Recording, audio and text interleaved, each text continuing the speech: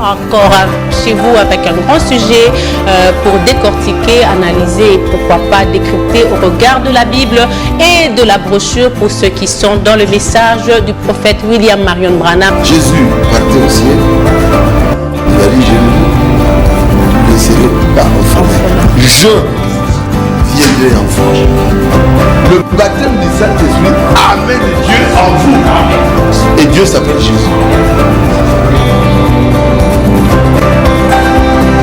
Il y a beaucoup qui ont reçu le Saint-Esprit, des enfants de Dieu qui se sont préparés, ils ont reçu le Saint-Esprit. Mais il y a d'autres qui n'ont pas reçu parce qu'ils n'ont pas bien arrangé leur vie. Un simple comme moi de passer devant le monde. Bonsoir mesdames et messieurs, fidèles téléspectateurs de PES TV, la haute définition. Nous sommes encore chez vous. Nous, c'est la grande équipe Le Monde et les Messages qui vient analyser au regard de la Bible du message du temps de la fin. Pour ceux qui sont dans Malachie 4, nous sommes là pour aider une personne, un chrétien, quelqu'un qui a besoin d'un éclairage. En tout cas, nous sommes là disponibles. Le numéro de téléphone est là, le WhatsApp est aussi. Pourquoi pas notre chaîne YouTube pour pouvoir récolter vos questions, vos préoccupations et pourquoi pas aussi nous accompagner, vous qui aimez bien la parole de Dieu, vous en avez fait votre fer de lance. En tout cas, nous sommes là pour vous et ce soir, nous venons avec force. J'ai reçu beaucoup de questions et mon invité est avec moi pour répondre à toutes vos préoccupations, Bible et brochure à l'appui. Il est là, vous êtes à la maison. Si vous avez une question, n'hésitez pas parce qu'aujourd'hui, on va plus rester dans les questions des téléspectateurs. Il y en a beaucoup, les internautes et les téléspectateurs ont posé beaucoup de questions. Car la fois dernière, nous avons parlé sur la sémence du serpent et avant cela, on a parlé sur les 7 dimensions. Amen. Des questions sont venues et ils m'ont demandé d'appeler le serviteur de Dieu pour qu'il puisse répondre. C'est pourquoi je l'appelle ce soir le pasteur Binjadi pour certains et le frère Binjadi pour d'autres. Bonsoir et bienvenue sur ce plateau. Et le peuple de Dieu a besoin d'un mot de votre part, une réponse à une préoccupation, à une question.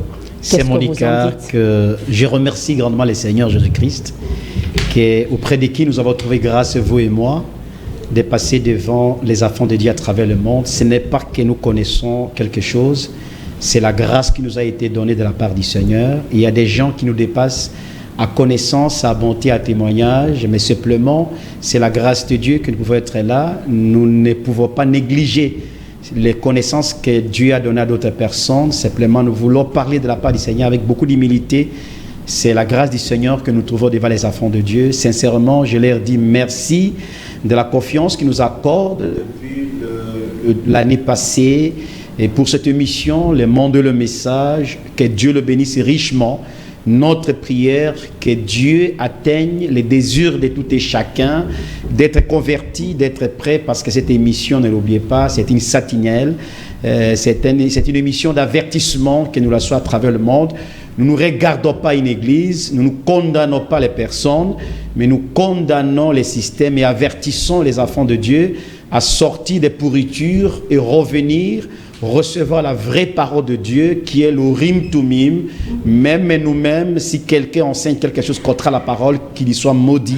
Et nous voulons ramener les enfants de Dieu de sortir de tous ces criots et recevoir la vraie parole, la lumière. Parce que rappelez-vous, c'est Monica. Et quand Dieu fait voir quelque chose, il le fait premièrement voir ses serviteurs, le prophète. Rappelez-vous, comme Moïse, quand Moïse était allé au ciel, Dieu lui a dit, Moïse, voilà les modèles que je te fais voir au ciel. Allez reproduire ces modèles pour construire les tentes dans les déserts, la tente dans les déserts. La même chose, rappelez-vous aussi, quand Samson a vu sa vision, l'énigme de Samson. Le premier jour, le monde a échoué. Jusqu'au 7e jour que Samson a donné la révélation. C'est la même chose que pendant les 6 âges d'église, le monde était en train d'essayer de comprendre les choses, mais Dieu n'avait pas permis. Il a fallu le 7e âge de l'église que Dieu a permis que tout ce mystère soit révélé pour que les enfants de Dieu comprennent et soient ramenés à la foi apostolique et nous donne la foi de l'enlèvement pour sortir la fausseté de chez nous. Nous ne condamnons personne. Dieu aime même la prostituée, même les magiciens, même n'importe qui. Dieu aime tout le monde. pourvu que quand vous écoutez sa parole, comme Paul l'a dit, Dieu ne tient pas compte des tas d'ignorance, pourvu qu'on se répande. C'est pourquoi nous sommes tous les jours jusqu'à la venue du Seigneur. Nous ne nous fatiguerons jamais avec la sœur Monica, à moins que la mort nous sépare.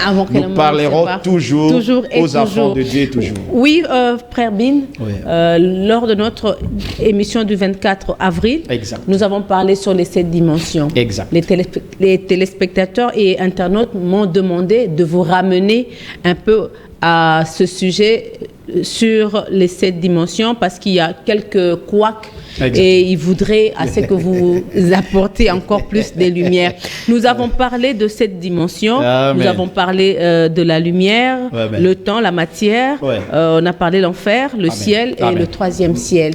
Vous avez parlé des 7 dimensions, vous avez parlé des 3 premières qui ne posent presque pas de problème, moins encore la 4e, mais la 5e dimension, c'est là où vous avez parlé entre l'enfer et la terre.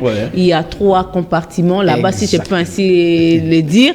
Il y a le comportement des pécheurs qu'on appelle les tourments. Il y a les démons, Lucifer, où ils résident dans la 3e dimension chez eux, à la 5e dimension. 3 hommes zones, la 5e dimension. Ok. La 6e dimension, vous avez parlé des chrétiens. C'est là où nous trouvons les chrétiens, les anges et Dieu. Et il y a les morts en Christ. Et la 7e dimension, vous avez dit que c'était le trône des dieux. Monsieur Enoch, depuis Dallas, dit ceci, je vais rester dans son questionnaire. Il dit, Enoch était enlevé. J'ai entendu un pasteur du message aussi le dire qu'Enoch était allé au paradis qui s'est trouvé dans le séjour de mort. Est-ce vrai? Que dit William Marion Branham? Sœur Monica, c'est faux. C'est pourquoi, ma très chère sœur, nous insistons pour les enfants de Dieu, les prédicateurs qui prêchent la parole de Dieu sans autorisation. Ils sont nombreux en train de fabriquer leur ignorance et leur boutique sans avoir l'aval du Seigneur. C'est une fausse interprétation de la parole de Dieu qui risque d'amener les enfants de Dieu à la mort. Et non que la Bible est claire, sœur Monica, et non que fut enlevé. Une personne enlevée ne peut plus encore voir la mort. Si tu peux me lire exactement, parce qu'une question biblique doit avoir une réponse biblique. Si tu peux me lire Hébreux chapitre 11, verset 5. C'est ça la réponse. Hébreux 11, 5. Je dis déjà bonjour à M. Tito qui nous appelle depuis la France pour me dire qu'il est déjà là. Il nous suit. Merci Tito, que Dieu bénisse richement. En tout cas. Vraiment qui t'élève, que tu marquerais de ta vie, cher frère Tito, que Dieu bénisse. Hébreux, vous avez dit Hébreux chapitre 11, verset 5. 11, 5 dit ceci. Lisez la Classe Monica. C'est là la réponse. 11, 5 dit ceci.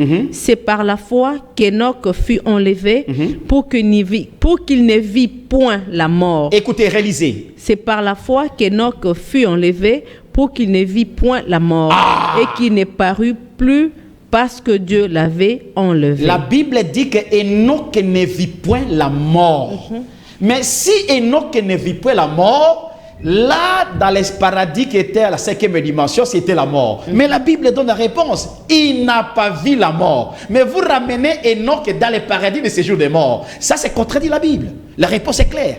Enoch n'a pas vu la mort. Et la Bible est très claire. N'a pas vu la mort. Toi, tu as étudié, c'est le point. Les points indiquent quelque chose qu'on n'a jamais fait. Donc, Enoch n'a pas vu la mort. Donc, Enoch n'était pas là. Il était enlevé comme Élie fut enlevé. Enoch fut enlevé. C'est ça la vraie réponse. Donc, il n'était pas mort. Il n'était pas mort. Il n'a pas vu la mort. Que dit William Marion Branham? William Branham dit la même chose qu'Enoch. C'est la même citation de William Branham qui dit la même chose. Mais quand on a posé la question à William Branham, où se trouvait-il? Branham dit je ne sais pas. Il ne sait pas. Ah, voilà. Mais il n'a pas vu la mort. Il n'a pas vu la mort. Mais il ne sait pas là où il était. Voilà un prophète honnête. L'apôtre Paul dit il est allé au 3e ciel qui est le trône de Dieu. Amen. Est-ce la 7e dimension? Le 3e ciel de Paul. Est-ce la 7e dimension? Exact, c'est Monica. Vous savez, Dieu, quand il voit ses serviteurs, je le dis en introduisant, Dieu, quand il voit ses serviteurs, il le fait voir même le ciel et le trône. Moïse était allé au ciel et il a vu le ciel. Ça, c'est la première personne. Ésaïe, dans chapitre 6, il a vu même le pan de Dieu. Il a vu le trône. Ésaïe, chapitre 6, verset 1er, si tu peux le lire. Ésaïe, vous chapitre 6, verset 1er. Attendez, je reviens dans l'Ancien Testament. Exactement. Ésaïe, chapitre 6, verset 1er. Écoutez. Ésaïe 6, 6 premier. Attendez, je suis là. Ésaïe 6 premier dit ceci. l'année de la mort du roi Osias, je vis le Seigneur assis sur un trône très élevé et les pans de sa robe remplissaient le temple. Tu peux descendre même là seulement. Vous savez, un prophète, Dieu a la capacité de le faire voir les ciels, même voir les seigneurs. Ah bon? Contrairement à ce que, bien sûr, c'est la Bible. Contrairement à ce que les témoins de Jéhovah, nos amis témoins, disent, on ne peut pas voir Dieu. Mais c'est la Bible. Esaïe a vu Dieu. Et d'autres personnes ont vu Dieu. Par exemple, mon ami Étienne. Quand Étienne était mort, quand on le lapidait, il a vu le ciel s'ouvrir et il a regardé la gloire de l'Éternel. Troisième, c'est le trône de Dieu pour la vie. Le trône de Dieu, ce n'est pas un mensonge. C'est la septième dimension. C'est la septième dimension. La sixième dimension contient 3 parties, comme vous l'avez dit. Amen. Il y a le chrétien, les anges, il y a la partie pour les chrétiens, pour les anges et pour Dieu. Exactement. Pour ce frère, il dit, il y a la partie, la sixième dimension contient 3 parties, c'est vrai. Il y a la partie le Saint-Esprit, il y a l'autre partie les saints et la partie des anges. Non, le frère, si le bien-aimé que j'aime bien, s'il a posé cette question, il risque de faire la confusion. Les 7 esprits, c'est le Seigneur Jésus-Christ. Et quand Jésus-Christ est mort, il a dit, moi et le Père, nous viendrons, nous habiterons en vous. Il n'y a pas un espace spécialement pour les 7 esprits. C'est Jésus qui donne les 7 esprits. Depuis qu'il est parti, il a donné les 7 esprits qui est en nous. Maintenant, quand vous mourrez, selon William Barrow-Branham, la première zone et la 6e dimension, il faut textualiser tel que Branham l'a dit. La première place, c'est pour les chrétiens remplis de cet esprit qui sont morts. Et on n'a pas plus besoin de cet esprit-là. Ce sont les chrétiens qui sont morts et qui restent à cette zone-là. Deuxième zone, ce sont les anges. Et troisième, c'est Dieu lui-même. Ce qui est vrai que quand on parle deuxième ciel, troisième ciel, il y a une explication peut-être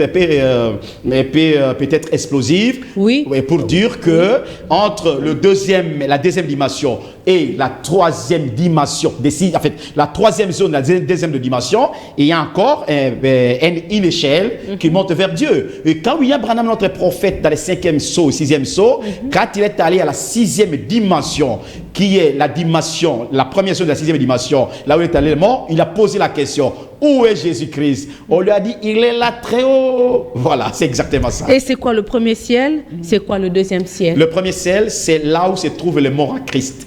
Tous les bien-aimés qui sont morts depuis le jour de la Pentecôte, qui sont morts depuis le jour de la Pentecôte, qui sont remplis de cet esprit pendant 2000 ans de l'ère chrétienne, ceux qui ont abandonné le monde et les choses du monde, qui sont morts en Christ, dont l'Église catholique a persécuté au cours des âges, a tué beaucoup de gens par l'Inquisition, ceux qui ont été jetés dans les parcs des lions, ceux qui sont morts dans l'eau, qui sont morts dans les incendies, comme notre ami le documentaire comment John Clibb, comment on l'appelle ça vient. Et tous ces gens, les veillants héros chrétiens, qui ont été fidèles, qui ont gardé la foi, qui n'ont pas trahi la foi chrétienne, qui sont morts. Et ils sont à la 6e dimension. John Hus, exactement. Des millions et des millions. Même Jeanne d'Arc, que l'Église catholique a tué parce qu'elle prophétisait, elle se trouve à cette dimension. Même notre précieux William Branham, même nos précieux pentecôtistes. Au premier ciel. Au premier ciel. Même nos précieux pentecôtistes qui avaient reçu le Saint-Esprit. Même nos précieux frères de réveil. C'est là où se trouvent les morts en Christ. Le mort en Christ. Ceux qui ont tenu le nom de Jésus, qui n'ont pas trahi l'évangile, qui sont restés droits à la parole de Dieu, qui ont abandonné le monde et les choses du monde, qui n'ont pas touché les sangs des saints, qui n'ont pas sacrifié leur propre famille, qui ont gardé la parole vertueuse dans leur cœur. Beaucoup de gens, c'est tout la 6e dimension. Et le deuxième ciel? Le deuxième ciel, c'est là où se trouvent les anges, bien entendu. Les anges. Les anges, exactement. Moïse était mort. Jude nous dit que l'archange Michel contestait avec le diable concernant son corps. Où était parti le corps de Moïse? Est-ce dans le paradis du séjour de mort ou à la 6e dimension? La réponse est claire, c'est Monica. Si vous voulez avoir la réponse de cette question, il faut lire Deutéronome chapitre 34, versets 5 à 6. Deutéronome 34. Ouais, la Bible est claire. La Bible donne toutes les réponses. Attendez, vous avez dit Deutéronome 34. 5 et 6. 5, 6. Je suis dans la Bible et dans les questions. Deutéronome, vous avez dit... Chapitre 34, verset 5 à 6. 34, 5, 6 dit ceci. Moïse, serviteur de l'Éternel, mourut... Moïse, serviteur de l'Éternel, mourut là dans le pays de Moab, selon l'ordre de l'Éternel. Et l'Éternel l'enterra dans la vallée au pays de Moab. L'Éternel a enterré Moïse parce que la 6e dimension n'était pas fréquentable avant le sang de Jésus-Christ. Donc Moïse a été enterré par Dieu pour vous faire comprendre que Moïse se trouvait dans les paradis de séjour de mort parce que le sang de Jésus n'était pas encore versé. Donc vous comprenez que Moïse a été enterré. Donc c'est la Bible qui en parle. Une réponse biblique, une question biblique. Je suis là, c'est vrai pour le 3e ciel. Le Saint-Esprit, c'est Jésus-Christ. C'est le frère Tito depuis la France qui vous écrit. Merci. Shalom, épouse de Jésus-Christ. Félicitations pour cette émission. Pouvez-vous nous expliquer le mystère de la translation des saints frères Kofi Yannick depuis la Côte d'Ivoire? Ça, c'est en direct, mais le frère Kofi Yannick a encore posé d'autres questions ici, mais je voudrais quand même répondre d'abord à cette série avant de revenir. D'accord. Quand Dieu utilise le corps de théophanie d'un saint qui était mort, est-ce que ce corps peut-il avoir des traces de vieillissement, des rides, de calvitie, des défauts? C'est le frère Jacques Moleka depuis Blackton. Frère Jacques, en tout cas, je vous dis la vérité, le corps théophanique n'est pas sorti de la femme. C'était corps selon Paul dans 1 Corinthiens des Corinthiens que Dieu lui-même a fait. Et tout ce que fait de Dieu est parfait. Il n'y a rien, même les granitures. Ces corps-là, c'est un corps parfait. Et William Branham nous dit, c'est entre 15 à 21 ans, 22 ans. Donc, si Dieu utilise ces corps, si réellement théophanique, ces corps n'ont pas même une égratiture. C'est comme la sœur Monica. Ce n'est pas encore de vieillissement. Non, il n'y aura pas de rides, pas de calvitie. Mais quelque chose qui est sorti de Dieu. S'il y a des rides, ce n'est pas une sorte sortie de sexe. Il n'y a pas aucune cicatrice. Il n'y en a même pas. C'est le plus parfait corps parce que Dieu lui-même a fait. Si c'est cette tente que nous habitons détruite, il y a une autre tente qui nous attend. Cette tente-là n'a pas été faite des mains d'hommes, nous dit Paul. C'est Dieu lui-même qui a pris les temps de faire cette tente, de construire cette... Ah, quelle belle tente. Ne manquez jamais d'avoir cette tente-là. Mais quand même, il y a de certains qui disent que quand j'ai dormi, j'ai vu ma grand-mère, j'ai vu mon grand-père, j'ai vu... Dieu peut faire, ça c'est le domaine des songes. Oui. Dieu peut faire voir quelqu'un avant sa mort et apparaître à l'état où il était. Ce n'est que normal. Moi, si ma mère, quand j'étais avec ma mère, personne qui était morte, elle n'avait que, je crois, ma mère était morte quand elle avait, je crois, que 30 ans. Moi, j'en avais quelques années, je crois 14 ans. Mais quand je dormais, j'ai vu ma mère apparaître à cet état qu'elle était morte. Alors, ce n'était pas l'état de la théophanie. Ma mère n'était même pas chrétienne. Mais j'ai prié Dieu que lors de sa résurrection, qu'elle soit jugée favorable. Frère Branham et la Bible nous apprennent que le purgatoire n'existe pas dans le plan de la rédemption, ni même dans la Bible. Cependant, frère Branham utilise le terme anglais « hell » qui signifie « enfer » au lieu de dire « étang de feu » qui est le séjour de Satan. D'où vient ce terme « enfer » ? Très bien, sœur Monica. En réalité, nous l'avons dit, nous le disons toujours, que enfer n'est pas dans la Bible. Mais nous avons appelé cela la symbologie. Même beaucoup de bibliques connaissent ça, appellent ça la symbologie. Qu'est-ce que cela veut dire? Ce sont des termes apprêtés pour donner un vrai sens à un autre sens qui existe. Mais la Bible dit, Jésus a dit, il est allé aux régions inférieures. Infernal signifie inférieur. Voyez ça? Donc, ceux qui sont dans cette région inférieure-là, c'est ce qui signifie enfer. Mais en réalité, le diable n'est pas encore en enfer si l'affaire signifie séjour de mort. C'est pourquoi nous avons dit que l'affaire peut avoir plusieurs sens selon les contextes déjà utilisés. Il peut signifier Hadès, Sheol, il peut être peut-être compris ici, là où Jésus a dit Gehenna, il peut être compris plusieurs choses. Donc, enfer signifie infernal, c'est-à-dire au lieu inférieur. Voyez? Au lieu inférieur, cela signifie enfer. Exactement ça. 1 Thessaloniciens 4, 16, 17 dit ceci. Je vais lire avant de poser sa question. Attendez, 4, 16, 17 dit ceci. Car le Seigneur lui-même a un signal donné à la voix d'un archange et au son de la trompette de Dieu descendra du ciel et les morts en Christ ressusciteront premièrement. Amen. Ensuite, nous les vivants qui serons restés, nous serons tous ensemble enlevés avec eux sur des nuées à la rencontre du Seigneur dans les airs. Et ainsi, nous serons tous avec le Seigneur. C'est quoi les airs? Est-ce un espace aérien d'un pays X, Y? Non, c'est Monica. Étymologiquement, air signifie une zone située au-dessus du sol. Vous voyez ça? Sur des nuées. Parce que, n'oubliez pas, la Bible est claire, le verset dont vous venez de lire, que nous serons transportés sur des nuées à la rencontre du Seigneur dans les airs. Les airs ici, maintenant, trouvent une signification pour montrer dans un endroit préparé où le Seigneur va recevoir son épouse. Nous allons le raconter. Mais pour comprendre cette définition, William Branham nous donne maintenant un type pour comprendre les airs. Branham me dit, si tu peux me lire, Genèse chapitre 24, versets 63 à 65. Genèse pour comprendre, 24. Genèse chapitre 24, versets 63 à 65. 24, oui. 24, versets 63 à 65. 63, 65. Oui. Dit ceci, un soir, qu'Isaac était sorti pour méditer dans les champs, il leva les yeux et regarda et voici deux chameaux arriver. Rebecca leva aussi les yeux, vit Isaac et descendit de son chameau. Elle dit au serviteur, qui est cet homme qui vient dans les champs à notre rencontre? Tu peux te limiter à cela, je peux expliquer. Oui. Vous voyez, le type ne faille pas, nous dit William Branham. Quand tu as eu, Isaac était le type du Seigneur Jésus-Christ. Abraham était le type du Père de Dieu, notre Père. Et puis Rebecca était le type de l'épouse. Les champs étaient le type d'un endroit, les airs, que le fils du Père devait recevoir son épouse. Car Rebecca, qui était l'épouse, était venue pour rencontrer son époux. Qu'est-ce qui est arrivé?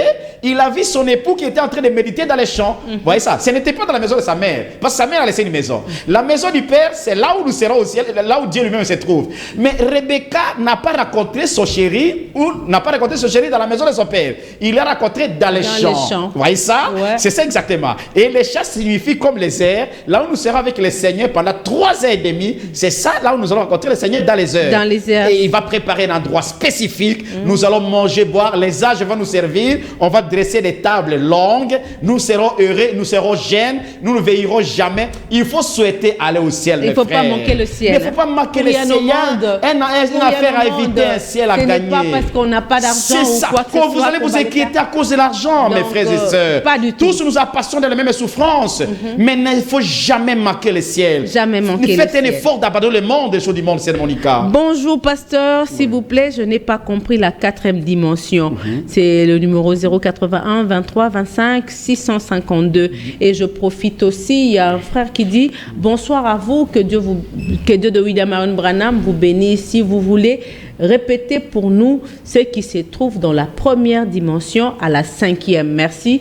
C'est frère Destin Mazona depuis Massina. Frère Destin, que Dieu bénisse le chemin, les glons. Ce qui se trouve à la première zone de la 5e dimension, ce sont le pécheur.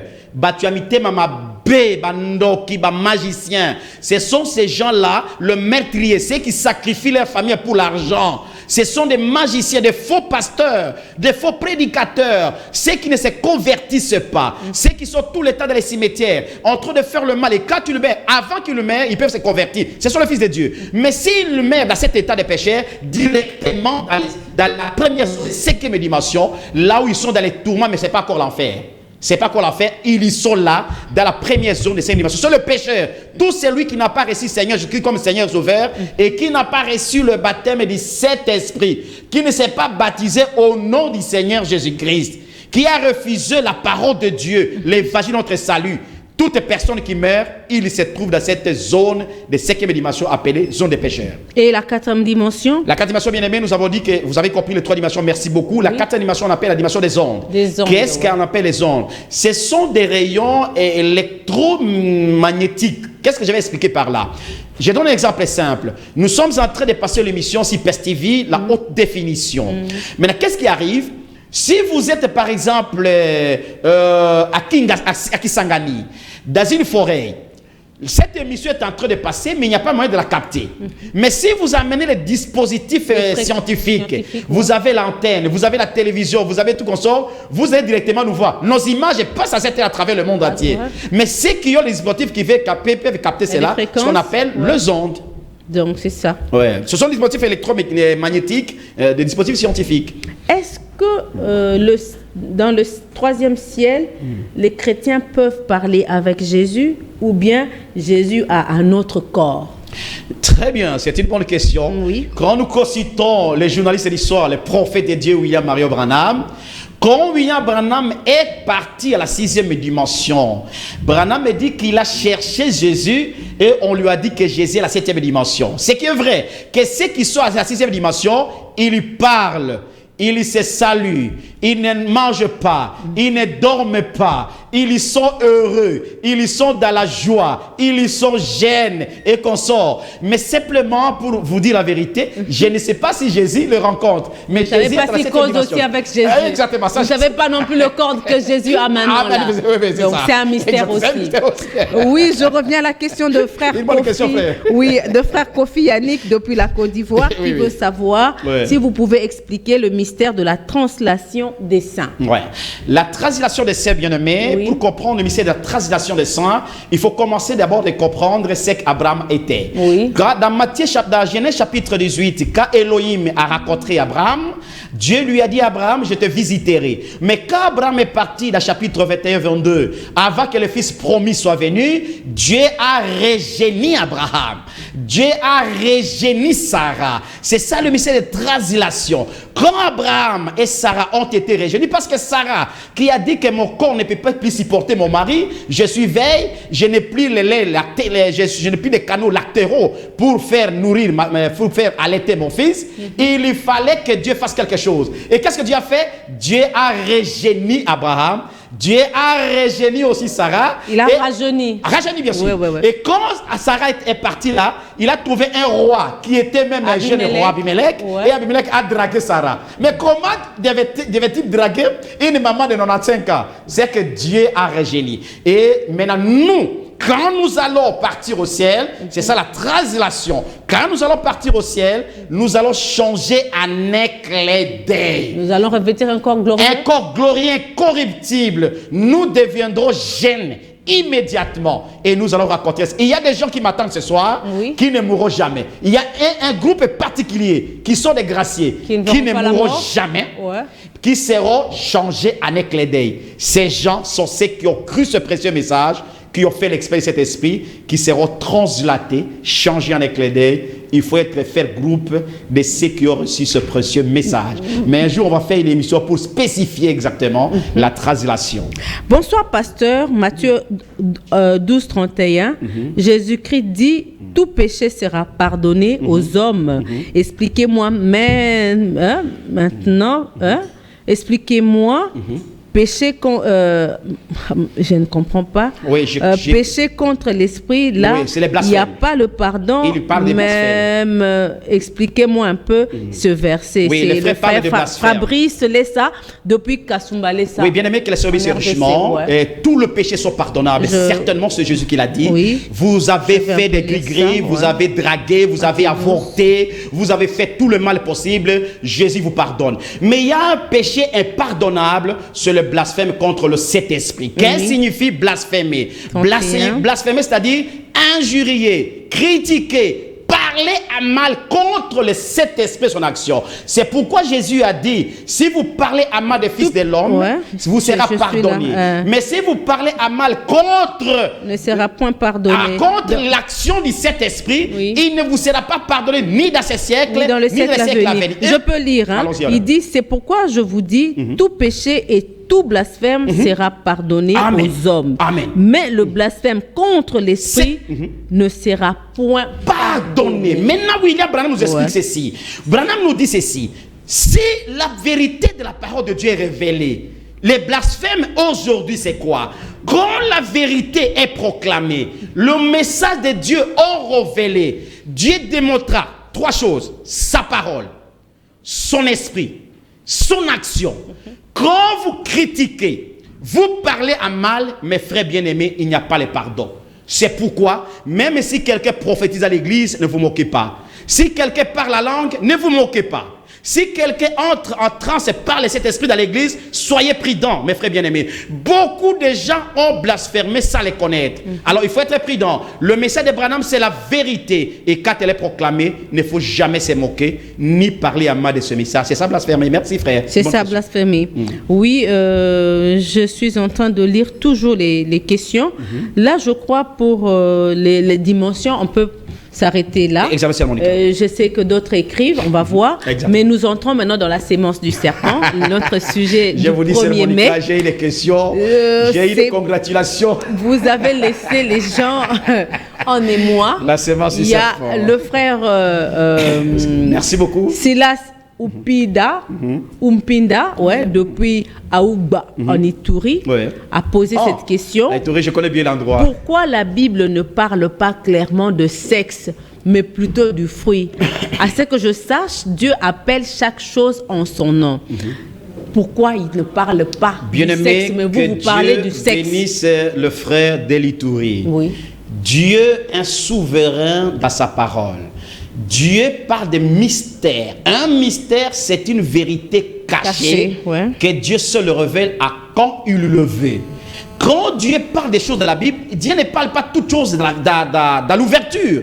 Il y a ce qu'on appelle la parabole. C'est pourquoi vous remarquez que beaucoup de choses, même si je prends un exemple, Dieu dit la bête. La bête en Apocalypse, Dieu n'a pas dit que ça signifie la bête. Il fallait une révélation pour signifier que la bête, ça sera le pape catholique qui sera incarné. Mais Dieu a parlé seulement la bête. Mais si vous prenez la Bible, la bête est bête. Vous risquez de croire que c'est un animal. Mais la bête, c'est une personne qui sera incarnée pour séduire l'humanité. Vous voyez ça? Donc ce sont des mystères. Le mystère sont des vérités cachées que Dieu sait devait le révéler. Si vous parlez de fruits, le fruit dans la Bible signifie plusieurs choses. Rappelez-vous, Jésus a dit, Jean-Baptiste a dit, tout arbre qui ne porte pas de fruits sera coupé et déraciné. Vous parlez qu'il parlait de fruits d'un arbre. Ah, c'est ça la vérité. Mais là, Dieu dit, vous ne mangerez pas le fruit au milieu du jardin. Ça qui n'a rien à voir avec le sexe, parce qu'il n'a parlé que du fruit. C'est ça que le frère sommes les Silas veut dire. Tu peux nous aider? Oui. Tu peux me lire Psaume, si ma mémoire est bonne. Psaume chapitre 133, j'ai oublié le verset. Pour montrer que aujourd'hui le fruit ne signifie pas simplement ce que... lisez d'abord Psaume 132, verset 11. 132, verset 11 dit ceci. L'Éternel a juré la vérité à David, il n'en reviendra pas. Je mettrai sur ton trône un fruit de tes entrailles. Dieu dit à David, je mettrai sur ton trône un fruit de tes entrailles. Nous sommes les fruits des entrailles de nos parents. Vous voyez ça? Donc le fruit ne symbolise pas les fruits physiques. Le fruit peut avoir un sens spirituel. Tu peux terminer. Deutéronome 7.13. Deutéronome 7.13. 7.13 dit ceci. 7.13 dit ceci. Je suis là. Il dit, il t'aimera. Il te bénira et te multipliera. Il bénira le fruit de tes entrailles et le fruit de ton gros menu bétail. Donc nous sommes le fruit des entrailles, le fruit au milieu des jardins. Vous savez, le corps humain est constitué comme la sœur Monica constitue une femme. Le fruit au milieu, il y a des choses qu'on ne peut pas dire à la télévision, mais le corps de l'homme, le corps de la femme, c'est comme un arbre fruitier. Donc ça, je me réserve. Peut-être à la fin, on va dire... Si le pasteur dit qu'ils ont fait le rapport, parce que la Bible ne peut pas dire ça clairement. Pourquoi? Parce qu'au temps de Noé, la Bible nous a dit qu'il a couché avec ses filles. Très bien. Est-ce que Dieu a honte aujourd'hui de dire aux gens que c'était le sexe alors qu'il a parlé de fruits? Dieu n'a jamais honte et Dieu n'aura jamais honte. Mais la Bible dit les choses cachées sont à l'Éternel, les choses révélées sont en Dieu. Il est aussi évident, Dieu a gardé beaucoup de secrets de la Bible qui ne pouvaient pas les permettre de les dire parce qu'il a dit, Père, je te loue d'avoir caché ces choses aux sages, aux intelligents méchants et d'avoir révélé aux affaires qui m'apprennent. C'est pourquoi j'ai répondu ce jour-là. Quand Caïn est allé, il a marié quelle femme? Où a-t-il trouvé la femme? Il y a des discussions qui se font à l'Internet aujourd'hui, que non, il y avait d'autres gens avant Adam. Vous voyez ça? Parce que les gens sont mal enseignés. Où est-ce que Caïn a trouvé la femme? La femme, Dieu n'a pas dit que Caïn a marié sa sœur. Mais si vous regardez la révélation aujourd'hui, Caïn ne pouvait marier que sa propre sœur. La sœur qui est sortie de Ève, c'est ce qui était la femme. C'est pourquoi vous avez vu Dieu dans l'Ancien Testament, il lui permettait qu'un petit frère puisse se marier avec sa grande sœur. C'était permissible dans l'Ancien Testament. Non, parce qu'il n'y avait pas encore la loi. Mais aujourd'hui on appelle ça l'inceste. Exactement, c'est la loi. À cette époque-là, Dieu a autorisé. C'est comme ça que le frère Silas dit, le sexe a été autorisé avant la chute de l'homme. Le sexe n'a pas été, il faut comprendre ça. C'est ce que nous avons parlé, le plan de la rédemption. Ce n'est pas le sexe qui a été autorisé, mais la création qui a été autorisée. Pourquoi? Dieu a dit, vous allez créer, vous allez vous multiplier. Beaucoup de théologiens commettent une erreur. Quand Dieu a créé l'homme, parce qu'il y a une différence entre l'homme créé et l'homme formé. Quand Dieu a créé l'homme créé n'était pas simplement tenu à avoir des relations sexuelles. L'homme créé était tenu à prononcer la parole et la chose arrive. Dire comme par exemple, je vais avoir un garçon. Comme Jésus. La venue de Jésus, ce n'était pas par le rapport, ce n'était pas la parole de Jésus que l'ange a transmis, alléluia, que l'ange a transmis à Marie. Oui. C'était la seule manière que l'homme, s'il n'était pas tombé, c'est la seule manière que l'homme devait créer. Ça, c'est l'homme créé par la parole. Parce qu'au commencement était la parole, je sais même le présence de Dieu. La parole est avec Dieu, la parole de Dieu. Voyez, la parole a une grande autorité. C'est pourquoi William Branham nous dit, tous les enfants de Dieu qui ont la parole ont les droits principaux que Dieu leur avait donnés. Il parle ça dans le 4e sceau. Les 3 principaux droits que Dieu a donnés à l'humanité. Alors, j'ai ça la présence de Dieu. Le premier droit, c'est la parole, les promesses et les 7 esprits. Voilà les triples droits que Dieu a donnés aux enfants. Et quand le livre devait être récupéré par les diables, Dieu a récupéré ces livres-là pour les garder. Mais au temps de la fin, Dieu a restitué ces livres-là aux enfants de Dieu qui feront des exploits par la parole. Donc, ça qui veut dire, à la longue, l'homme, on va se marier et ne pas faire avoir des rapports, mais prononcer la parole et avoir des enfants. Non, avoir les enfants, parce que dans les plans de la rédemption, Dieu avait une éternité, Dieu a une création, après création, nous retournons à l'éternité. Tout ce qui existe aujourd'hui, c'était dans les plans de la rédemption. Dire qu'on va encore créer des enfants encore là, non. Parce que nous serons dans l'éternité. Tous les derniers Élie, ou les dernières personnes qui seront là, c'est celles-là qui étaient dans le plan de Dieu. Mais la Bible nous dit que le rachat nous ramène à la condition première. Exactement. Et cette condition première, c'était que, selon la volonté de Dieu, c'était avoir des enfants par la parole. Oui. Donc il arrivera à un moment donné... forcément avoir les enfants par la parole, c'est avoir tout par la parole, et pourtant les enfants viennent de Dieu. Voyez ça. Mais comme Dieu avait un plan de la rédemption pour accomplir ses attributs, et Dieu arrive à la fin de ses attributs, il n'y a pas encore un autre attribut que Dieu aura besoin. Voilà, exactement, c'est ça. Donc c'est ça, on n'aura pas un autre Jésus. Il n'y en aura pas parce que les attributs. On n'aura pas de naissance comme Jésus. Non, parce que les attributs de Dieu sont arrivés à la fin. Ils sont arrivés à la fin. Amen, même dans l'éternité, il n'y aura pas des enfants qui viendront par la parole. Non. Rappelez-vous, frère Branham, quand son enfant. Quand son enfant était à l'âge de... J'ai ça l'onction et même j'ai ça la présence de Dieu, Dieu est là. Quand Branham est arrivé à la 6e dimension, il a trouvé sa jeune fille qui était une année et 6 mois. Oui, Sharon qui était devenue fille de 18 ans. Donc c'est ça. C'est un peu ça. Shalom, bien-aimé, c'est le frère Ernest depuis la province du Haut-Ouélé. Envoyez-moi si possible les versets bibliques concernant la sémence du serpent. Oui, les versets bibliques... Les gens m'ont dérangé. Que le pasteur dise un peu qu'est-ce qui se passe. Donnez les versets biblique qui prouve que Caïn était de la sémence du serpent. Très bien, bien-aimé. J'ai de nombreux versets bibliques, même des paraboles qui en démontrent la sémence du serpent. Nous allons commencer par Genèse chapitre 3 verset 1er à 5. Oui. Genèse chapitre 3. Je pense qu'ils sont en train Genèse chapitre 3 verset 14 à 16.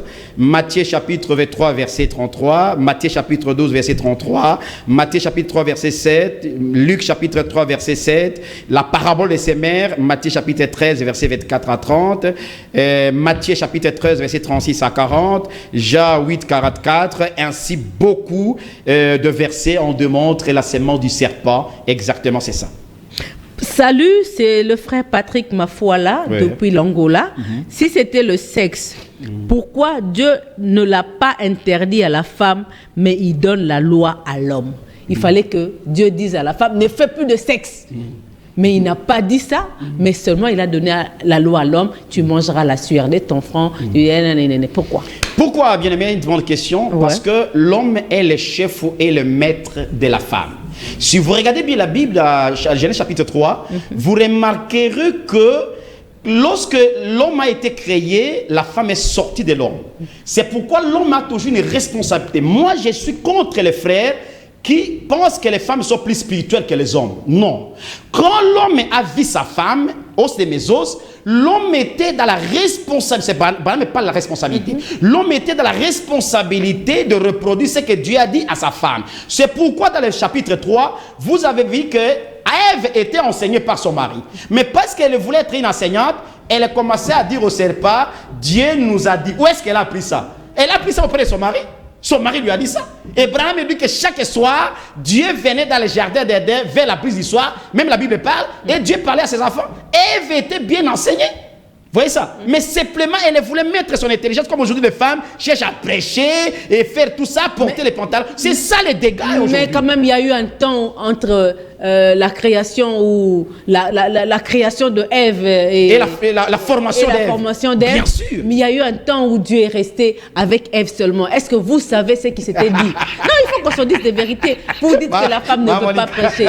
Mais peut-être qu'il y a des secrets que Dieu donne à la femme que vous ne connaissez pas. Et en quelque sorte, la femme est plus spirituelle que l'homme. Dieu ne se contredit pas. C'est que vrai que quand la femme est sortie, la femme, c'est par nature, c'est une être très belle. C'est pourquoi, par exemple, dit dans la sémence du serpent, que toutes les créatures, toutes les femmes, tout ce que Dieu a créé, toutes les femelles ne sont pas belles, sauf la femme. Tous les mâles sont tellement beaux. Prenez une chèvre, prenez un bouc, prenez un coq, ils sont beaux. Mais arrivés dans le côté des femmes, elles sont belles. Dieu n'a rien donné de secret qui est contraire. Parce que Dieu ne peut pas mettre le désordre. Dieu savait qu'il a parlé à son fils, et le fils a le devoir de parler à sa femme. Donc la femme, bien sûr, Dieu aime beaucoup les femmes. Même moi, j'aime beaucoup. Il nous écoute plus que Dieu vous. vous écoute certainement. Acceptez d'abord qu'on Mais Dieu veut que vous reveniez dans l'ordre de sa parole. Acceptez d'abord qu'on est plus spirituel que vous. Non, ça c'est possible. Et comme moi je suis chef, on a des secrets. La Bible dit... Restons dans la Bible. Quand Dieu voulait bénir Jacob, il est allé voir Rebecca. Il a donné des mystères à Rebecca qu'Isaac ne savait pas. Ça, vous avez raison. Quand il a parlé à Marie, Joseph ne savait pas. Donc quelque part, il y a une intimité entre Dieu et la femme. Je le crois de tout mon cœur. Acceptez quand même qu'on est plus spirituel que vous. C'est un fils promis. C'est un fils de Dieu. Quand Isaac est venu, est-ce que Rebecca était venue? Isaac était un fils de la promesse. Non pas de sa femme. Et pour votre gouverne, même quand la femme d'Abraham, maman Sarah, quand maman Sarah était là, c'est elle qui a trahi. Elle a trahi même le principe de la foi. Dans Genèse chapitre 16, pourquoi Dieu n'est pas apparu dans ce chapitre? Genèse, c'est le défi à tous les biblistes. Dieu est apparu à 12, 13, 14, 15, 16, Dieu n'apparaît pas. Pourquoi? C'est parce que Sarah a douté de la promesse. Nous dit Branham. Elle a quand même essayé de faire quelque chose. Deuxième femme qui a encore douté, Marie, qu'on appelle mère de Dieu. Dieu n'a pas besoin de mère. Oui, elle était porteuse de la sémence. Marie a douté même de la sémence. Il dit à Jésus, moi et ton père, nous sommes venus.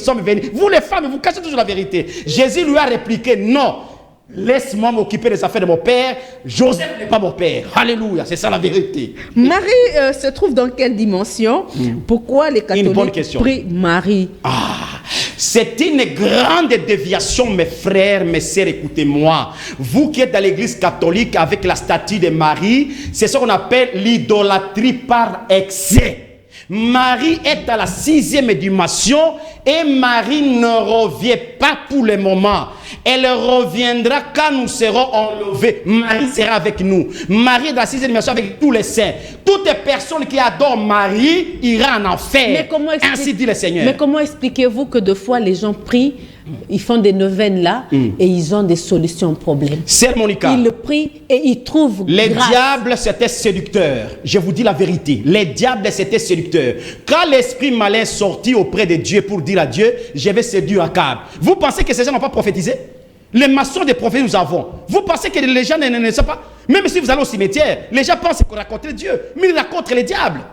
Pourquoi les gens sont dans la magie et qu'on sort? Parce qu'ils pensent que la magie leur soit bénéfique. Vous voyez ça, c'est Monica. Donc ce n'est pas le fait seulement de dire parce que j'ai prié. Non, prier c'est bien, mais prier dans la volonté de Dieu c'est mieux. Vous pouvez prier, avoir des maisons, avoir des réponses, c'est là parce que Dieu veut. Parce qu'il y a des gens qui servent Dieu en dehors de la volonté de Dieu. David a servi Dieu en dehors de sa volonté. David est allé, il a été en onction, il a fait les réveils, il a amené une nouvelle Bible, nouvelles choses, ainsi de suite. Il était en onction, il a amené des gens, mais Dieu a tué Uri. David s'est fâché. Il a dit à Dieu pourquoi? Dieu a dit parce que tu m'as servi en dehors de ma volonté. Il y a beaucoup de gens qui servent Dieu en dehors de sa volonté. Avoir des réponses, ça ne signifie pas, mais marcher dans la volonté de Dieu exactement. Ça c'est une question. Sœur Monica, est-ce que si la femme a ses menstrues, peut-elle monter sur la chair pour prêcher?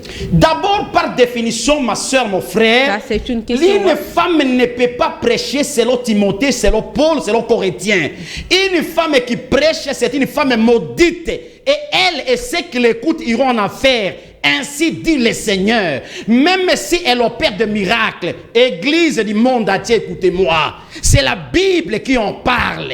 Si une femme prêche, elle égare les hommes et les femmes. La femme, elle ne peut pas prêcher parce que selon la parole, la loi, elle ne peut pas monter derrière pour prêcher. Elle peut recevoir les dons. Elle peut être baptisée du Saint-Esprit. Oui, ce sont des filles de Dieu. Oui, mais monter à la chair, prendre les sept d'écriture et exposer comme j'expose, cela n'est pas donné aux femmes. Toute femme, peu importe intelligente et spirituelle qu'elle est, si elle fait cela, elle est en enfer, ainsi dit le Seigneur. trop fort. C'est la parole de Dieu. Pasteur, 2 Corinthiens 3, 14 dit ceci. Oui. La Bible dit dans l'Ancien Testament, c'est déjà disparu en Jésus-Christ. Maintenant, pourquoi aujourd'hui, vous les pasteurs, vous nous enseignez une chose déjà disparue? Au verset 15, la Bible dit, quand on lit Moïse, vous jetez un voile au cœur de beaucoup de gens. C'est le frère Fabrice, toujours, depuis Kasumbalesa. Frère Fabrice, c'est une bonne question. Vous savez, la Bible dit, l'Ancien Testament est l'ombre des choses à venir. Vous voyez ça? L'Ancien Testament, c'est le type, l'ombre, et la réalité, c'est le Nouveau Testament. Il est évident que tout ce qui est parlé dans l'Ancien Testament parle de Jésus. Vous voyez, tout ce que Dieu a parlé dans l'Ancien Testament parle de Jésus. Oui, quand on parle de Moïse, Dieu, quand on dit Moïse, ce n'est pas Moïse. C'est Dieu que nous voyons à travers Moïse. À travers Moïse. Moïse indique que le type du Seigneur Jésus-Christ. Je donne un exemple, frère, pour que vous compreniez. Quand Joseph était venu, Joseph était le type parfait du Seigneur Jésus-Christ. Joseph a été vendu par ses frères. Jésus a été vendu par ses frères. Joseph a été vendu à 30 pièces d'argent. Jésus a été vendu par 30 pièces d'argent. Jésus a été premier ministre chez Pharaon. Jésus a été premier ministre auprès de son père. Joseph est allé prendre la femme des païens, femme païenne. Jésus est allé prendre une païenne comme toi, comme moi. Ce sont les types qui ne faillissent pas, qui nous donnent la réalité dans le Nouveau Testament que nous sommes en train de vivre. C'est facile, bien aimé. Le frère Kofi, depuis la Côte d'Ivoire, avait posé une question. Shalom, épouse de Jésus-Christ, que Dieu vous bénisse. Amen. Pour cette émission, j'aimerais savoir si la descendance de Caïn est toujours présente sur terre et qu'en est-il de la femelle du serpent? Une très bonne question. Ouais. La descendance de Caïn, je le bien dit, frère bien-aimé, physique que spirituelle existe. Voyez ça. Et si vous voulez comprendre la descendance de Caïn, lisez directement Genèse chapitre 4. William Branham nous donne beaucoup de caractéristiques de cette sémence-là. Mais je ne voulais pas m'blesser la concerne beaucoup de gens. Je ne voulais pas approfondir beaucoup de caractéristiques. Mais je vais vous donner même quelques 4 caractéristiques de ces gens-là. La sémence, il ne sait pas comment ils sont. 1. Branham dit, c'est une sémence meurtrière. 2. C'est une sémence intellectuelle. 3. C'est une sémence théologique. 4.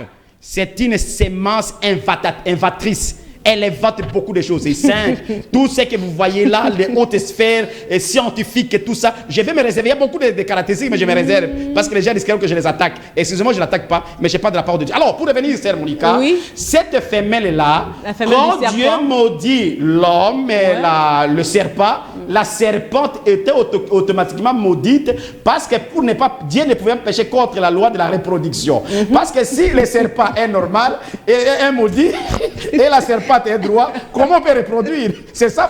Elle a payé le péché du serpent. C'est pas possible. Bonsoir madame, qu'en est-il de ces médiums qui causent avec des gens qui sont déjà morts? Est-ce que ça peut se faire? Et nous allons terminer par là. Ah, émission ce sont les questions des téléspectateurs. On termine par là. Oui, c'est bien aimé. Oui. Ces médiums-là, ou ceux qui pratiquent les gris-gris, comment on l'appelle chez les musulmans, les marabouts là et qu'on sort, ces gens-là causent avec les esprits influents de la deuxième zone de la 5e dimension. Nous avons dit que les démons ont une grande influence sur la terre comme ceux qui vivent sur la terre. En tout cas, l'émission est très bonne. Nous sommes à la fin. Nous sommes vraiment à la fin. Vraiment, je suis content de vos questions. On se dit merci. Priez pour nous. Nous sommes disposés à envoyer des questions. C'était les questions des téléspectateurs. Vous avez vous-même vu. Oui. Et si vous avez encore d'autres questions, envoyez-nous. Mais priez pour nous, nous vous aimons. Pardonnez-nous si nous avons dit quelque chose de contraire. Nous sommes disposés, que Dieu vous bénisse. Merci beaucoup à toute la grande équipe qui m'a accompagné ce soir. Merci à vous, Pasteur Bindiadi, pour votre disponibilité. Merci aussi à tous nos téléspectateurs et internautes, tous ceux qui nous prêtent leur attention, tous ceux qui nous aiment partout. Vous êtes dans le monde entier. Amen. Je reçois vos appels matin, midi, soir. Nous sommes disponibles pour vous. Priez pour nous vraiment. Que Dieu vous bénisse. Au revoir et à la prochaine. Merci, priez pour nous. Merci. Au revoir. Émission Le Monde et les messages de ce soir qui revient encore chez vous avec un grand sujet pour décortiquer, analyser et pourquoi pas décrypter au regard de la Bible et de la brochure pour ceux qui sont